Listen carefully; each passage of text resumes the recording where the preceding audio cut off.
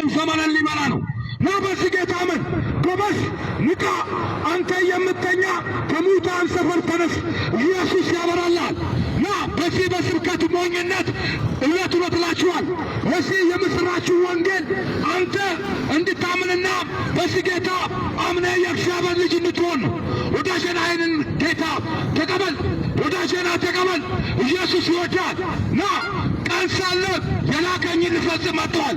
ወዳጄ ዛሬ የተፈጠርከው አንተ መብልና መጠጫ ብቻ በልተህ እንድትኖር አይደለም ወዳጄ። አዎ የሥጋን ማሰብ ለጥቂት ጊዜ ይጠቅማል ወዳጄ። በልተህ ጠጥተህ ወይንም የዚህ ዓለምን ገንዘብ አትርፈህ አንተ ለጥቂት ምድራዊ ልትኖር ትችላለህ። ቢበዛ 60 ከዛ በኋላ ድካም ነው ወዳጄ። ኢየሱስ ክርስቶስ ግን ቃሌን የሚሰማ ይላል።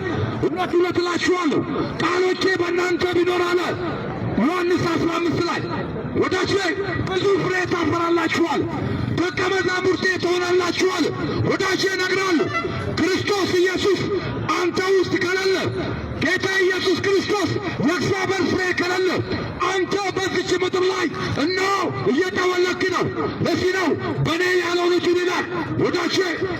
ከዛፍ ላይ ቅጠል እንደሚራገፍ ወደ እሳት ወደ እቶን እንደሚጣል ወዳጄ ክርስቶስ ኢየሱስ ከሌለ እውነት እውነት እላለሁ አንተ በዚች ምድር ላይ የዚህ ዓለም ገዥ ዲያብሎስ ወደ እሳት ወደ እቶን ትጣላለህ።